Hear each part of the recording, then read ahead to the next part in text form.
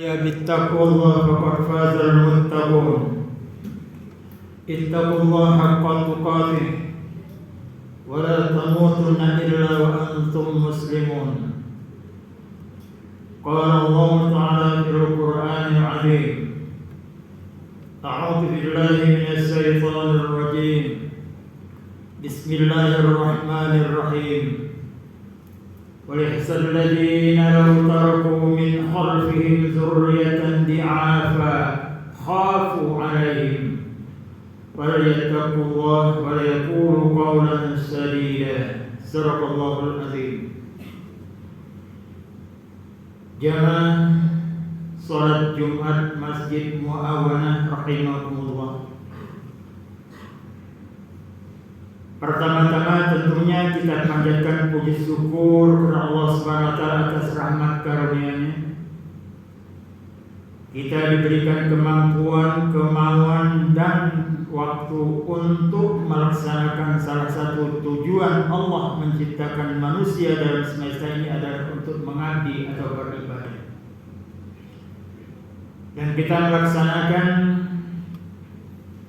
ibadah ritual pada waktu zuhur pada hari Jumat diganti dengan sholat Jumat. Orang yang sholat Jumat tidak perlu sholat zuhur. Tapi orang yang beruzur untuk melaksanakan sholat Jumat maka boleh dia melakukan sholat zuhur. Jamaah rahimakumullah, hari ini tanggal 21 bulan 1 tahun 2022 Masehi, bersamaan dengan tanggal 17 bulan 6 tahun 1443 Hijriah. Mungkin ada yang kaget, kenapa kok bulan 6? Bulan 6 Hijriah itu dihitung dari Muharram, Safar, Rabiul Awal, Rabiul Akhir, Jumadil Awal, Jumadil Akhir. Berarti sekarang adalah bulan Jumadil Akhir. Dulu sering dalam pengajian dikenalkan tanggalan di Indonesia ini awal-awalnya adalah hari-hari Ahad. Dan banyak orang Islam mengenal itu tanggalan Hijriah. Tapi oleh karena para kapitalis zonis anti-Islam, maka semua percetakan tanggalan diborong semua diganti dengan hari Minggu. Akhir-akhirnya terbiasa kita sampai sekarang hari Minggu. Dan kebetulan hari Ahad itu menjadi hari libur resmi di Indonesia. Kemudian karena itu kita tanggulangi, kita buatkan tanggalan Arab. Ya tentunya tidak seperti kapitalis yang bermodal, kita harus kembalikan uang cetaknya. Hampir nggak laku. Karena kita terbiasa dapat tanggalan gratis. Bahkan cari-cari di mana makan gratis. Ini watak yang sudah tertanam di pribadi kita, budaya kita di Indonesia. Termasuk orang yang bawa sedan, kendaraan yang lot dan kendaraan yang bagus-bagus. Kalau ada gratis, dia ikut antri. Budaya yang sangat menyesatkan. Melalui khutbah singkat ini, khatib sampaikan kekhawatiran orang beriman meninggalkan turunan yang lemah, zuriyah yang lemah. Diungkap oleh Allah Subhanahu wa taala pada surah An-Nisa ayat 9. Wa yahsal ladzina law taraku min khalfihim dzurriyyatan di'afa. Hendaklah kalian takut pada Allah SWT kalau kalian meninggalkan setelah kalian kelak turunan-turunan yang lemah.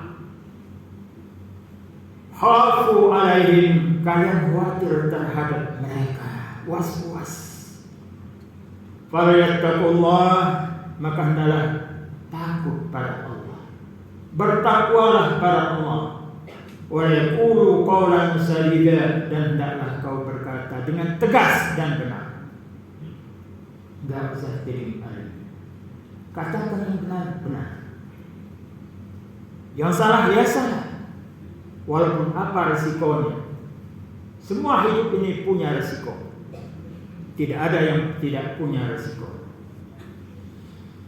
Kalau kita kaji-kaji, apa pula yang lemah dan kuat itu? Yang pertama, lemah fisik.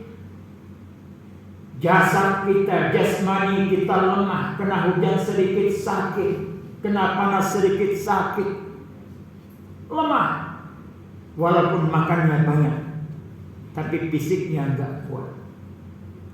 Badannya besar, kokoh, hanya mampu mengangkat barang hanya 10 kilogram. Lemah. Maunya tidur saja. Kata Rasulullah, safiru tasihhu, jalan. Biasakan jalan. Apa jalan kakinya? Bersepeda pun kakinya bergerak. Sir itu ada sir, artinya kakinya gerak goyang. Supaya sehat. Ini kita terbiasa karena kemampuan kita. Rumah 50 meter dari masjid pakai mobil, gak pernah jalan kaki. 25 meter ke pasar pakai motor, hanya jalan 25 meter. Malas untuk jalan. Padahal berjalan itu ada kesehatan. Cobalah perhatikan. Orang yang rajin jalan kaki bukan karena miskin, tapi dia mengerti kesehatan. Pakai sepeda sama dengan jalan kaki. Yang kedua, lemah akal. Akalnya lemah, tidak mau mikir. Mungkin sistem kita yang salah. Kalau dulu di SR, sekolah rakyat, itu biasakan itu mencomak. Zaman now nggak ada yang istilah mencomak.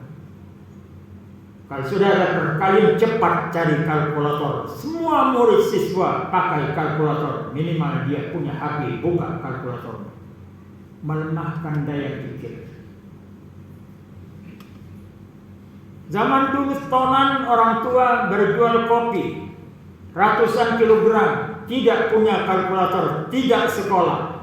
Dia cukup mencoba sekian kilo kali sekian, tahu dia, tidak bisa dibohongi orang Cina. Zaman dulu.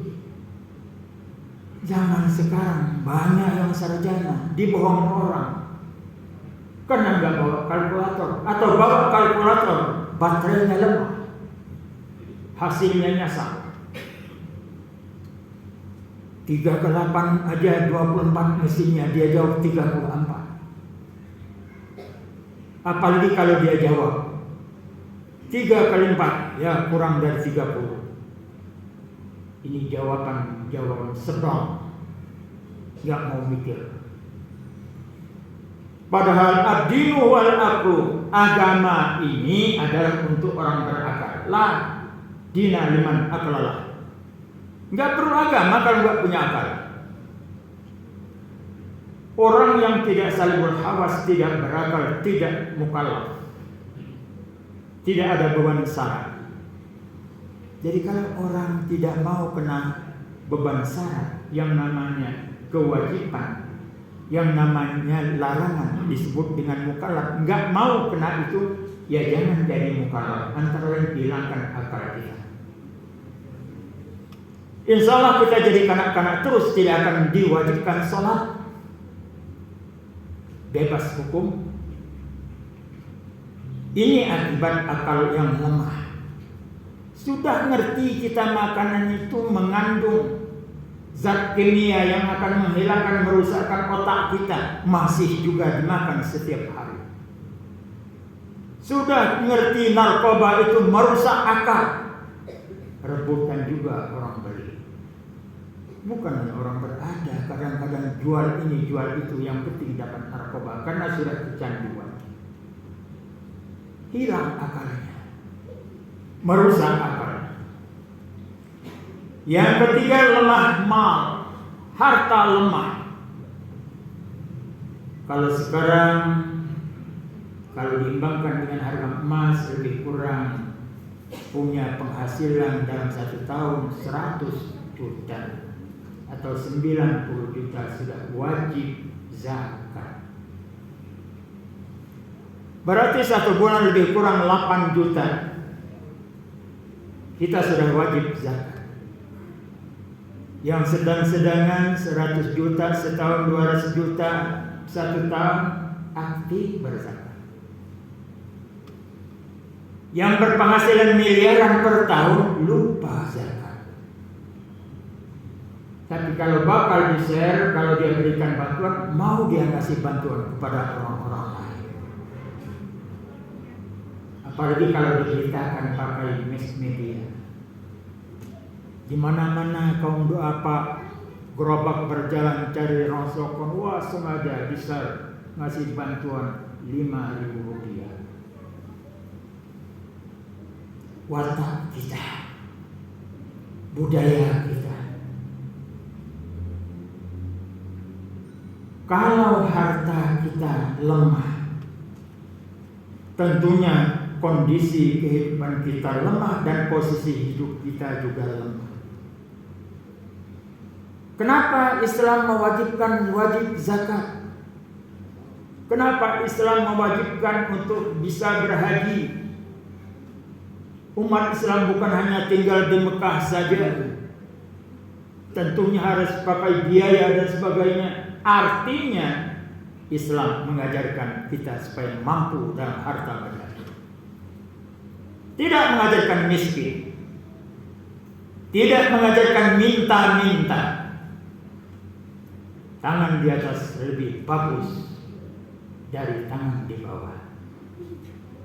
Biasakan kita hidup memberi, jangan budayakan meminta-minta. Yang minta itu hina. Kemudian yang keempat, lemah dalam pergaulan. Manusia akan tegar kalau dia bergaul lingkungannya dengan orang yang beriman, punya keyakinan, punya pendirian, punya prinsip hidup itu. Tapi kalau kita hanya berlingkungan dengan yang berilmu saja, sesat ya, tak akan tenang hidup kita. Kenapa? Karena lingkungan. Lingkungan rumah tangga, lingkungan tempat kita belajar, lingkungan tempat kita kerja, dan lingkungan masyarakat di mana kita berada. Kelemahan kita adalah berada pada lingkungan-lingkungan tersebut yang membawa kita kurang mengingat pada Allah, bahkan menjadikan kufur atau musyrik karena lingkungan. Lingkungan yang kurang baik tentunya akan melahirkan manusia-manusia yang kurang baik. Lingkungan yang kondusif, lingkungan yang bagus, insya Allah akan melahirkan manusia-manusia yang takwa dan gentleman orangnya, tidak lempar batu sembunyi tangan. Istilah lama gentleman sekarang hampir nyaris tak terdengar yang gentleman itu. Kenapa? Masa kita berusaha mencari pembenaran, walaupun sudah nyata salah, tetap yang aku benar. Kemudian yang keenam, yang kelima adalah lemah iman. Lemah iman karena dipengaruhi satu ilmu pengetahuan. Nggak ngerti, tidak belajar dengan agama. Kita ngotot, saya ini turunan Islam, saya ini Islam murni, tapi nggak pernah belajar ngaji pun nggak pernah. Baca Al-Quran pun beletotan, tapi tepuk dada saya ini Islam murni. Dari mana mengatakan Islam murni kalau ngaji saja tidak bisa? Belajarnya sama Google yang tidak bisa dipertanggungjawabkan, mana sanadnya, mana silsilah turunannya Google. lemah iman. Zaman Rasulullah walaupun orang itu miskin, Sayyidina Bilal diancam dengan hukuman digiling dengan batu panas, tidak berubah dia, tetap dia berpegang teguh dengan agama Islam. Dan ajaran Islam itu tidak hanya bersumber dari Nabi saja, kadang-kadang bisa timbul dari sahabatnya, termasuk Sayyidina Bilal. Rasulullah kaget ketika Isra Mi'raj. Ketika Isra Mi'raj, Rasulullah mendengar suara keset daripada alas kaki. Zaman dulu disebut dengan trompa. Sekarang mungkin itu sendal, sekarang mungkin itu sepatu. Ada bunyi sepatu, bunyi trompa, bunyi sendal di surga. Ditanya oleh Rasulullah, karena Rasulullah ngerti siapa punya sendal itu. Abdurrahman namanya. Sayyidina Bilal, orang hitam, orang negro, bukan orang Mekah. Sayyidina Bilal, karena Bilal dia tukang azan. Apa kelebihan? Kok sendalmu sudah terdengar di waktu saya Isra Mi'raj itu ada di surga? Kata Sayyidina Bilal, nggak ada. Saya seperti biasa saja. Hanya saya membiasakan kalau saya sudah wudu saya pelihara. Selesai wudu saya langsung sholat sunnah ba'da wudu. Kaget Rasulullah, sebab apa? Rasulullah tidak pernah melakukan sholat ba'da wudu, tapi Sayyidina Bilal yang melakukan. Akhirnya itu dimasyarakatkan atau disosialisasikan oleh Rasulullah SAW. Orang berwudu dengan sempurna, kemudian dia sholat sunat ba'da wudu, pahalanya luar biasa. Dari mana ajaran? Bukan dari Muhammad Rasulullah SAW, dari sahabat. Oleh karena itu, masalah imani, Rasulullah memberikan pelajaran, memberikan suatu didikan kepada umatnya. Man su'ila an ilmihi faqad uljima yaumal qiyamah bil jamin minan nar. Siapa yang diminta ilmu pengetahuannya, diminta ajari, maka dia tidak mau mengajarkan orang itu, tidak mau memberikan nasihat, tidak mau memberikan ilmunya. Uljima yaumal qiyamah, maka kelak di hari kemudian akan dicencang bil jamin minan nar, dengan cencangan corang api neraka. Luar biasa. Islam tidak mengenal ada ilmu simpanan. Semua ilmu harus terbuka. Oleh karena itu, sampaikanlah ilmu pengetahuan kita walaupun sedikit, asal dia benar. Apalagi sudah diminta.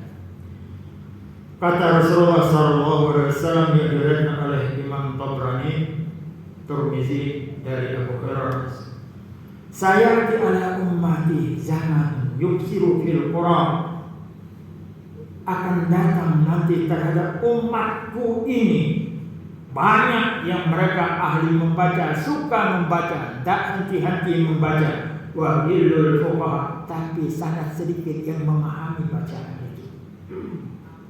Baca rajin, tapi enggak paham. Wa yaqbilul ilma wa yaksirul haram.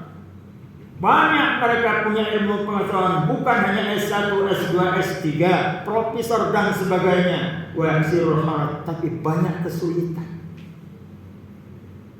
Ilmu banyak, sarjana banyak, tapi dunia semakin sulit. Summa ya'ti min ba'di dzalika zaman yaqra'ul Qur'an. Kemudian setelah zaman itu banyak yang membaca Al-Quran, hafal Al-Quran, bikin darul Quran dan sebagainya, sangat dimasyarakatkan tentang Al-Quran. Rijalun min ummati yujawizu tarakin, tetapi umat-umat yang baca Al-Quran itu tidak membawa ketentraman. Al-Quran sih dibaca, hafal Al-Quran, tapi tidak mententeramkan manusia sekeliling. Wa yujadilu syirku billahil mu'min fi masali ma yaqul. Dan kelak akan banyak mujadalah, pertengkaran, perdebatan, saling salah menyalahkan, saling mengatakan kau sirik, kau sesat dan sebagainya sesama orang Islam. Mahapul, apa yang dikatakan sesat, dia sendiri rupanya sesat. Mengatakan orang kafir, dia sendiri sudah keluar dari Islam, artinya kafir. Inilah kondisi kita sekarang. Kondisi seperti inilah yang sangat dikhawatirkan. Marilah kita renungkan kehidupan kita, supaya turunan kita tidak mengkhawatirkan kita di alam barzah. Anak cucu kita bisa mendoakan kita supaya kita nyaman di alam barzah, bukan meninggalkan turunan-turunan yang merusak kehidupan alam semesta ini. Mudah-mudahan Allah SWT jauhkan kita dari perasaan riya, congkak, dan takabur. Sadarilah kita, ilmu kita hanya sedikit, kekayaan kita juga terbatas, kemampuan jabatan kita juga terbatas. Enggak selamanya kita menjabat. Kaya kita juga sementara, sehat kita juga sementara, enggak selamanya kita sehat. Ada masanya kita sakit. Barakallahu li wa lakum bil Qur'anil azim wa nafa'ani wa iyyakum bima fihi minal ayati wa dzikril hakim wa taqabbal minni wa minkum tilawatahu innahu was-sami'ul alim. Aqulu qawli hadza wa astaghfirullahal azim li wa lakum wa lisa'iril muslimin wal muslimat fastaghfiruhu innahu